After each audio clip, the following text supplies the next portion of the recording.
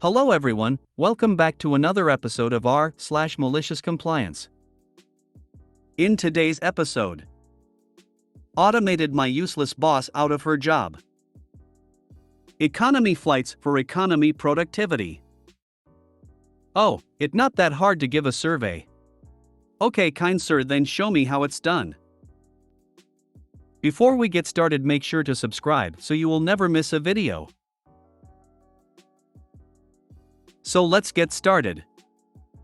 Automated my useless boss out of her job. This happened a few years ago. I was a data and reporting analyst and did all the ad hoc reports for the company. My boss, we'll call her Carrie, was a useless. She was one of these people that was always late, left early, and took days off at short notice. The only thing of value she did was all the regular reports, sales, revenue, etc. We suspected she got away with it because she was having an affair with her boss, we'll call him Stuart. Our CEO was a fairly decent bloke. He'd look for ways to cut costs and would pay regular bonuses for the best cost-saving initiatives. Carrie was very keen to submit ideas and encouraged us all to automate our tasks so she could try and take the credit for the savings. On one of her Sky days, which coincidentally Stuart was sick as well, the CEO was desperate for the sales report my boss does. I said I'd give it a look and see if I could get it done. Normally she'd spend 2 to 3 days doing it each week, but the CEO wanted it that afternoon. A quick inspection of the data showed it would quite easily be automated, so I knocked up the necessary script and got it over to the CEO, who was super impressed that not only had I got it done in a couple of hours, but also that it could be updated whenever he needed it. He asked if I could also look at the revenue, churn, and a couple of other reports. Over that afternoon, I automated everything my boss did. Both Carrie and Stuart were back in the next day but were immediately summoned to the CEO's office before being suspended and sent home. Turns out the CEO knew they were having an affair, and all the times they were sick or late or had to leave early was so they could sneak off and have sex. He'd not done anything about it because how important these reports were. Now they were automated, he was able to get them suspended and later fired for gross misconduct for all the time they'd taken off. I also got a nice bonus out of it. Go away or I will replace you with a very small shell script. If that's not an insult, I don't know what is. Yeah, exactly. She literally thought she could get away with anything because she was protected and that she was invaluable to the business because of the convoluted way she generated these reports. I've got good news and bad news, CEO. The good news is I've automated the sales report and revenue report using bots. The bad news is the sales report bot is now having an affair with the revenue report bot, winky face. We had a secretary at work. The nurses would nicely ask her to do things like make copies and send faxes while she was busy shopping online and gossiping with the housekeepers. She would snap that wasn't her job. I asked her what was her job and advised that she was careful how often she said that. I think she got the drift. Things mildly improved for a bit. My job can be a bit sporadic. I'm fully booked all day tomorrow, half the day Tuesday, Wednesday nothing. I still have to be there if anything comes up. But I make sure to do anything I'm allowed to do to be helpful. When they did a questionnaire about how my position was working, they asked the people who would have to add it to their job, lol. You know, the people who get their full 10,000 steps in. And did you get a raise? About 2 months later, once they'd sorted firing both of them and deciding what they were doing with my team, I got a promotion to senior data analyst and a pay rise. He says he got a bonus, which I think is unfair. He should have also gotten a raise. While the justice is tasty, what will the CEO do if someone brought him a script that automates your job too? OP. I'm just kidding. Most CEOs are fairly decent blokes, right? Economy flights for economy productivity. My company used me to comply with another company's travel requirements to demonstrate they are wrong. I worked for a British company in telecoms, and we won a bid for a Mexican contract. Besides the product itself, it meant they'd need pre- and post-sales support in order to realize the real benefits and integrate seamlessly. For me, that meant regular trips from the UK to Mexico, flying out Sunday, working 16+ hours days Monday to Thursday, returning Friday. It was intense, hard work, but fulfilling. The first 3 of these trips went seamlessly, but before the 4th, the company changed travel policy, stipulated economy class flights, and took a day off the trips. They were told this would be counterproductive, but didn't want to hear it. We complied. I flew cattle.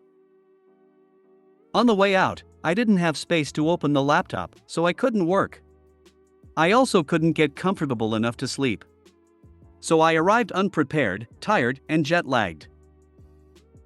Travel fatigue and jet lag meant I wasn't properly functional until Wednesday, so they effectively lost my productivity for 2 days on top of the flight hours. The economy ticket wasn't adjustable without a whopping fee, so they didn't change the return flight back to Friday. The company saved £5,000 on fees, flights and hotel, but got 1 day of work instead of 5.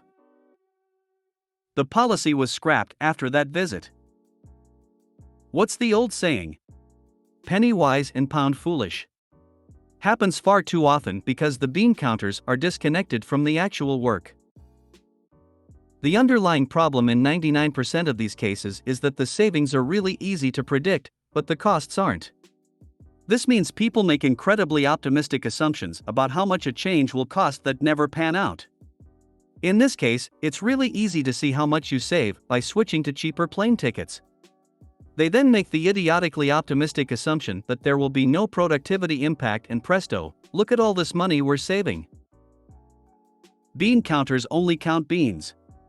They don't pay attention to why certain beans go into certain jars on certain days, and why they go to different shelves. They only care about how many there are. This is why they should never be in charge of any policies, only report how many and where they're at. Systems administrator here, you are 100% correct. I had a BC for a customer of mine once that said he required super user access to their main ERP system because he paid the bill. Shortly after they went live, he was in and messing with OS level security settings. He enabled a high security level that completely locked out everyone, including me. The only recourse they had was to contact the OS vendor and do a complete wipe and reinstall, then restore from last backup. This was in a full production factory. They lost like 3 days of productivity because of it.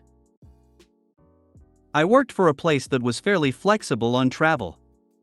I demonstrated how by flying on a Saturday and covering my hotel, it was cheaper than flying me on Monday. Got to spend time with family and friends on some of my business trips. But if they don't extract the maximum misery out of their employees, are they even a real company? /S. You were fortunate the change was so fast. The problem is the bean counters don't business travel. People that do not think it is a wonderful vacation and you get to go to all these cool places. Road warriors, of course, no different. It is airports, yuck, jet lag, lonely hotel rooms, bad eating, living out of suitcases, missing out on everything at home, missing parts of weekends, etc. Many business trips I never left the airport hotel. Maybe January 10th had something interesting or fun. I think it helped that I was an effective, engaged employee they had worked with on the previous trips, so the significance of the impact was clear to the management level employees I was interacting with. If it was the first trip I had taken out there, they might never have known what it was costing. I was recently made redundant by a major global brand. It too is run by bean counters that watch every penny that goes out, despite the business being worth north of £10 billion. Need to travel overseas to see a client, do you? Put the request in writing with full details and reasons why, submit it to your line manager who will add their comments before it's sent to the MD for sanctioning or not. I have a supplier like that. They pay cheap for CDL truck drivers. So they save a good $5,000 to $10,000 per year on pay per year or more. Only the current driver is really bad and won't deliver to certain businesses like mine. Their competitors can and will. So they are out a good $400,000 to $500,000 in additional yearly sales so they can save a few dollar on drivers. That's minimum loss in sales. I also work for a British telecom company and I can confirm that their travel regulations are still ridiculous and creating more problems than they solve. Must be an industry problem. I went through that as well. I stipulated that if they wanted me to arrive ready to work, I needed to fly first class. Oh, it's not that hard to give a survey. Okay, kind sir, then show me how it's done. I used to be the guardian or conservative representative of 20 adults with developmental and intellectual disabilities. The highest IQ that I had in the group was about 65. Most of my clients were nonverbal, and if they could speak, it was very rudimentary language. My main job was to ensure my clients' safety, ensuring they were getting the appropriate services, and that they weren't being abused. Then came a message that stated that some government bureaucrat decided that we needed to term men whether or not clients were feeling as though they were getting the appropriate services they need. Mind you, my clients couldn't speak, and if they did, it was like talking to a toddler.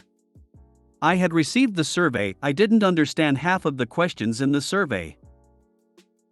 So this bureaucrat held a presentation stating why this thing was important and how it would be beneficial. I said there is no way that any of my clients can do this, and his response, oh, it's not that hard, just try to explain the questions to them. Cue malicious compliance. I warned my boss via text message what I was about to do. I told the bureaucrat, okay, if it is that easy, please come to my client's home and show me how easy it will be to do this survey. At this point, everybody attending this meeting started snickering because they knew exactly what I was about to do and they knew my personality. So the bureaucrat agreed to meet up with me 3 days later at my client's house or group home, whichever you want to call it. Mind you, the client's house that I met up with this bureaucrat is completely nonverbal, had a feeding tube, was in a wheelchair, and wore diapers. The only sounds from this client were vocalizations that were more of that of a newborn infant, but after many years you start to understand what this client wanted. I had prepared her care staff, and the care staff actually prepared popcorn because they knew exactly how this would turn out. So we waited, and the bureaucrat showed up. And the bureaucrat asked me where the client was? I indicated this lovely client here in the wheelchair who is currently drooling on their bib is who will be taking the survey. The look on the bureaucrat's face was an indicator of, oh, I messed up. I sat down in a chair along with the care staff and we started eating popcorn, watching this man trying to figure out how to communicate with a drooling individual. After about 15 to 20 minutes he turned and faced me and said, this is not working. And I looked at him and said, did you not say it would be so easy to do this and I should not have any issues? So please, I am waiting for your demonstration to show me how easy it is to complete the survey. His defeat was very evident and he kindly excused himself, and about a week later all the surveys were taken away because majority of the clients that we worked with would have never been able to complete the survey, and they realized that this was a dumb idea and a waste of government funds. But it was so worth seeing the defeat in this guy's face. Good intentions, lazy execution. They want to be sure no one is being abused, especially those with disabilities that would be easy to exploit. The answer, of course, is to spend money to do surprise visits and inspections, and have trained social workers go out and evaluate the situations and look for signs of neglect or abuse. The cheaper way is to make a survey asking the patients and hope they are able to respond truthfully and not get tricked by the abusers. IR is telling that they clearly feel there is a problem, but then went cheap on the solution. In the end, OP's patients are still doing fine, but somewhere out there are people being taken advantage of and mistreated that still need help. Uneasy face. Sadly, you are correct, there are many of them out there that get taken advantage of. Great googly moogly, I love this so much. Everyone thinks caregiving is just so easy and light and simple that they can add to the tasks and it'll be easy for the caregiver to make the bureaucrat look good. No. You want to look good? Hire more staff so my people are safer and my job is slightly less awful. Caregiving takes a toll on the caregiver. They burn out really fast, especially being understaffed. Hopefully this lesson helps them provide better, realistic services. Granted, I'd want to crawl under a rock after this level of embarrassment. I'm pretty sure that he wanted to. But some humble pie is not always a bad thing. This reminds me of a story out of Florida back when No Child Left Behind was passed. The story ran in the New York Times and is behind a paywall now, but it involves a child named Michael who had been surrendered by his parents when they realized that he would never progress. In fact, although Michael had a brainstem, he basically had no brain. They think he might have liked music, because sometimes his face twisted into something like a smile when music was being played, but he had to eat through a feeding tube, and, since he had no brain, he was pretty definitively nonverbal. But along comes a little child left behind stating that every child must show improvement, and the way that this was gauged was through standardized tests. Strangely enough, it didn't go well. If you made it to the end of the video, thanks for watching. Don't forget to like, subscribe and share, and we will see you in the next video.